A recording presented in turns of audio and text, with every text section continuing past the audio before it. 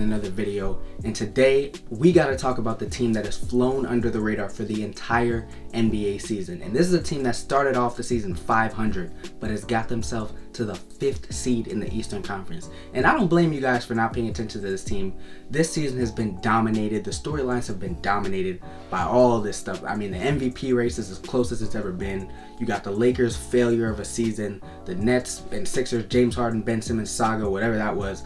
The Grizzlies and Suns dominating the league, Klay Thompson's return, the Boston Celtics resurgence. All these things have dominated the storylines, and nobody is talking about that team right there, the Toronto Raptors. I am here to tell you guys that the Toronto Raptors can absolutely make it out of the Eastern Conference. And it's crazy to say that, and I know that sounds crazy, but this was supposed to be a transitional year for them. They just lost Kyle Lowry, right? They're starting to figure it out. They're just supposed to this is like a feeling out process year for them. That's what this is supposed to be. I'm telling you guys, this team can contend this year. They are that good. They are that good. And it starts with the coach. Nick Nurse, in my opinion, is one of the brightest minds in the entire NBA. He is a phenomenal coach. In my opinion, he could be Coach of the Year candidate every single year. He is that good. But their defense is unlike anything I've ever seen. You know when you guys got Defensive Player of the Year candidates like Draymond Green, Marcus Smart saying, I can guard 1 through 5. I can switch 1 through 5. I can guard your point guard and I can guard your center. Who else is doing that? The Toronto Raptors have like 8 guys that can do that. Legitimately. They have 8 guys that can guard your point guard and your center. I've seen it. I've seen it with my own 2 eyes. Their defense is absolutely insanity. It's Jurassic Park. They got that name for a reason. They are all over you all day. Let me list off these guys, right? OG Anunoby, Pascal Siakam, Scotty Barnes, Thaddeus Young, Precious Achiuwa, Chris Boucher.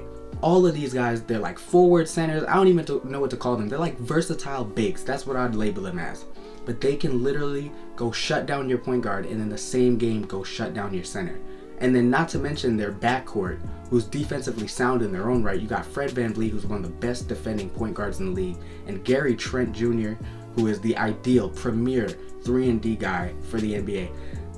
This team defensively is just wild. It is just wild. The pace, the frenetic energy that they play with. They fly around the court, switching everything. They're long as hell. They can go under screens, over screens. They can play in the post. They can hang with those guys, the Jokic's and Embiids. They can push them out the paint, seal them, front them. They can do all of that stuff. It is ridiculous to watch. It is absolutely wild. And I wanted to find a game or two that I could use to summarize the Toronto Raptors defense. And I found 2 games that come to mind, right? One game against the Denver Nuggets about a month or so ago, and a game that happened earlier this week against the Sixers. What do those 2 games have in common? They have 2 of the best big men that we've ever seen in our league dominate, right? Joel Embiid, Nikola Jokic. Who the hell on the Raptors is going to guard those guys? That's what I'm saying to myself, right? Who on the Raptors is going to hang with those guys? The answer is everybody.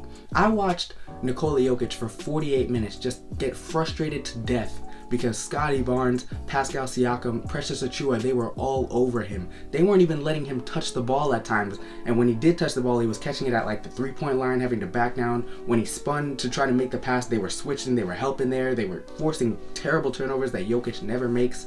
That is what their defense does, man. They just frustrate you. They can switch everything. They're so long. It's ridiculous. They can recover so fast.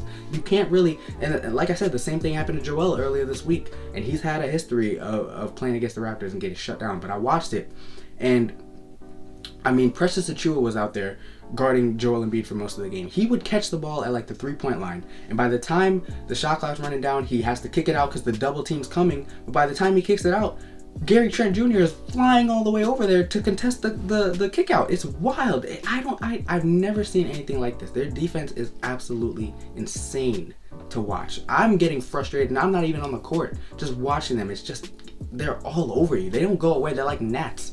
But of course, like any other playoff team, they're gonna have their flaws. Primarily being their depth. They are not a deep team. They run like 3 guys off their bench typically. Thaddeus Young, Precious Achiuwa, and Chris Boucher are the 3 guys off their bench. And 4 of their 5 guys, 4 of their 5 starters actually, are top 5 in the league in minutes played per game, which is crazy. for the regular season to have 4 of your 5 starters top 5 minutes of the game is unheard of. But come playoff time, that's kind of an advantage because, as you might know, playoff rotations are shorter anyways. They're like 8-9 guys, which means that those 4 Raptors players are conditioned already to play those type of minutes because they've been doing it all season. So that's one advantage that they're actually going to have.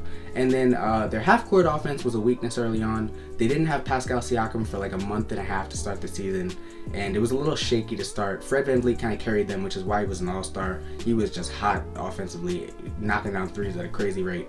But since then, since the all-star break, and even before that, to be honest, Pascal Siakam has been the engine that has driven their offense, and it has been phenomenal to watch, man. In my opinion, Pascal Siakam is a top 15 player in this league. He is like in that Jimmy Butler, Paul George tier of guys. He is that special. And to watch him transform his game from a guy that people used to call one-dimensional because he would just spin. People used to call him a Beyblade.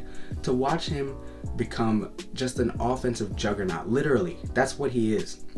And people don't watch him enough, man. It's kind of crazy. People don't pay attention, but Pascal Siakam is damn good as a playmaker and a scorer. Primarily as a playmaker, I've seen this guy go from a guy that you would never think would be a primary playmaker on any team.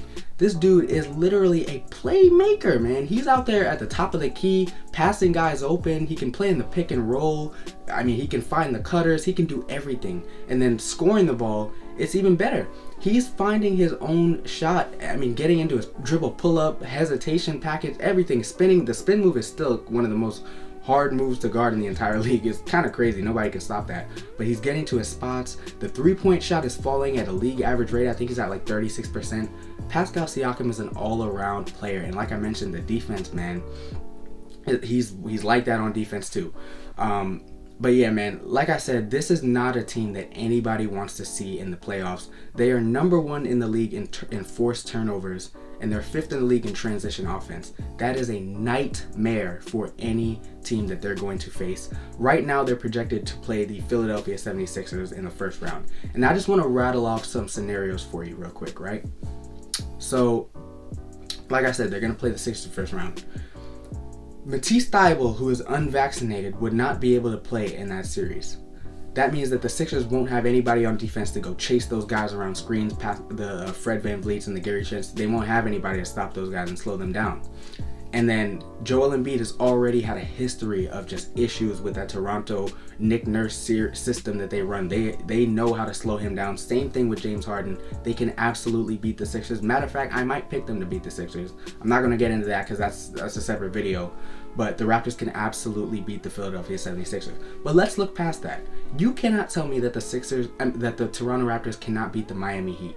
The Miami Heat, like I've touched on in previous videos, have a very questionable half-court offense, and the defense that the Raptors run is going to make those issues even worse. They're going to give the Miami Heat hell if they have to play them. Same thing with the Boston Celtics. I was listening to an interview with Jason Tatum and JJ Redick earlier this week, and Jason Tatum was talking about how he hated playing the Raptors in that series. It's one of the hardest series he's ever had because they just don't stop. They're all over the place. That's the type of energy they're going to bring to a series with the Boston Celtics. And I mean, the Jaylen Browns, the Jason Tatum, they're going to have to go against the Pascal Siakams, OG Anunoby. They're going to be able to switch everything. It's going to be hell for them too. And then the Brooklyn Nets, who I didn't get to. The Brooklyn Nets, if they were to play Toronto in a series, Kyrie Irving, who is also unvaccinated, would not be able to play in Toronto. The Raptors can beat the Nets in a series if they were to play them. The Raptors can get to the finals this year, which is crazy, man. But it's real. It is real. And nobody's paying attention to them, but they are here. They are here. Another player I wanted to mention, Scotty Barnes. He's done a phenomenal job. He is definitely my rookie there personally. But what he's done in his rookie year, defensively, the ability he's shown to guard the Nikola Jokic's of the world, but also hang around with the Drew Holidays, the Kyries. I've seen him guard those guys, man. He is so special on that end of the floor. And offensively as well, I've seen him run point guard for them at times in the half court. He can cut off the ball. He can play in the post. He can hit that corner three. That's his shot. Man, Scotty Barnes is great as well. But yeah, the Raptors are just a scary team overall. And I guarantee you that nobody in that Eastern Conference is going to have an easy series with them, man. They are not a team that's going to get swept in 4 games, and they can very, very well beat all of those teams that I previously mentioned, man. The Toronto Raptors are here. They are here right now. But that's it for me, guys. Thank you guys so much for watching. Leave a like and subscribe as always, and leave a comment down below if you think that the Toronto Raptors can get out the East like I think they can.